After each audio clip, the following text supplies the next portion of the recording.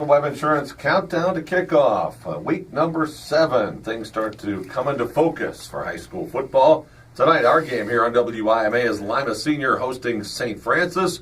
Over on our sister station, 107.5 WZRX, it is Wapakoneta hosting Salina. Todd Walker here, Mike Miller's with me, Jason Aldrich as well as we get ready for Week 7. A peek back to Week 6, guys. Last week it was St. Mary's hosting Elida. We thought it would be a Donnybrook. Instead, it was a demolition as St. Mary's flattened Elida 63-21. Mike, I think everybody was surprised by that margin and St. Mary's utter dominance in that game. Well, you know, Elida the week before, Todd, really had nothing in the fourth quarter against Wapakoneta. It's almost like they just continued on from a week earlier. And sometimes a game prior can take a lot out of you, and maybe Elida just left so much on the field at Wapakoneta the week before. Frankly, they weren't ready to go against St. Mary's. I mean, take nothing away from the Rough Riders, but they haven't dominated others the way they beat Elida in that one. And of course, you were there, and I think Elida maybe left something on the field from a week previous. Well, I think that's a fair argument you could make that had some impact, but really, I give St. Mary's all the credit in the world. Right. I think they came out and just punched Elida in the face, and they couldn't recover. They literally beat up on Isaac McAdams, and you heard Coach Speller with us before the game. St. Mary's would be aggressive with their blitzing.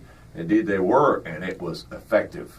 For first possession of the game, they get the blitz, tip drill, pick six. That really set a tone. And then the rest of the game, Elida, even when they moved the ball, they were getting hit hard. McAdams, most notably, taking a lot of shots, and that adds up as well. Elida's offense really was stymied. 21 points, a season low, and really the last 7 came in JV time right at the end of the fourth quarter. They were physically dominated by St. Mary's, and really a demoralizing loss for Elida. Now, tonight, will there be a hangover when they take on a Van Wert team that's certainly capable of winning that game?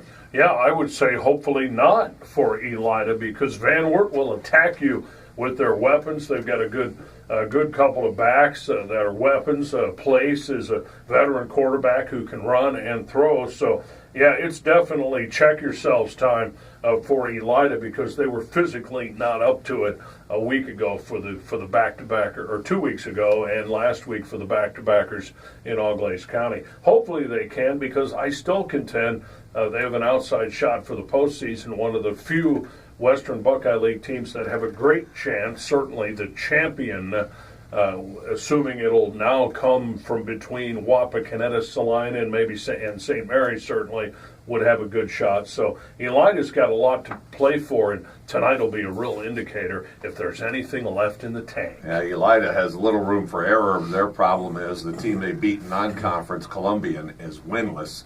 So that's not helping them very much. And really, at this point, Elida's playoff shots aren't really that good. Well, Salina's aren't either. Their right. Non-conference win 2-4 Versailles, and Wapakoneta. They lost to Versailles. They lost to Bell Fountain. So, right, and Wapak lost. So they all need help. Right, that's right. They actually lost to Versailles. So yeah. That's what I mean. The WBL's still sort of on the ropes. Even St. Mary's, I think, lost to Sydney in their opener. Yeah. So, it's maybe a bigger test for Elida tonight than the previous 2 weeks, and they failed. Yeah, they need to get their head right tonight for sure, because Van Wert can come in and beat them. Meanwhile, Wapakoneta will play. Salina, Mike, you'll have the call on 107.5 WZRX.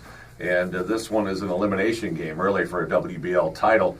Loser drops to 2 losses in the league, trailing St. Mary's by 2. That'll be a bad place to be. This is going to be a rock'em sock'em game tonight, Salina and Wapakoneta. One, obviously, it's a rivalry game, but 2, both generally running teams this year with, allegedly dual threat quarterbacks, but very much running teams. Collectively, they've completed like 86 passes in 12 games, the 2 teams. Yeah. That's not a whole lot, no. Quite frankly. So it's just going to be a pound at each other tonight on the turf at Harmon Field. And beyond that, I just think who's more physical at the end of the day. I've seen Wapakoneta through their 6 games. I like their backs. I think they got big pounders, 210-pound running backs. They're pretty big on the lines, but Salina's got some weapons too with their quarterback and one of their running backs. So too close to call as far as I can tell you for Wapakoneta and Salina.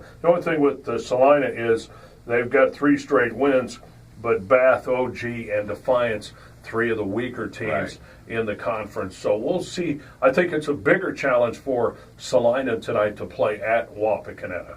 Also tonight, Bath is at St. Mary's, Shawnee at Kenton, Defiance at OG in the WBL. Here on WIMA, we have Lima Senior hosting St. Francis, and Spartans a real kick in the teeth last week. Jason, looked like they had a win, kicked a field goal with just under a minute to go to break a tie and let the Little Giants go down the field and score the winning touchdown. Real demoralizing loss. Spartans have lost 4 in a row, so it's all about pride now. There ain't going to be any playoffs. There isn't going to be a track title. There could be a winning season, though, a point that Andre Griffin has pointed to. So it's got to begin tonight, though, as they take on St. Francis. And you've seen the Spartans up close. So offensively this year, they have struggled a bit. Really, the defense has played better overall than the offense. But last week, they ran the ball really well. I think we're going to see more of that tonight. Well, their depth and their special teams has really been kind of what's brought them down, if you will, this season. But, yeah, they need to scratch, claw, fight, find a way to get this win. And a lot of times in the track, St. Francis is the cure that ails you. Right. Yeah, no doubt.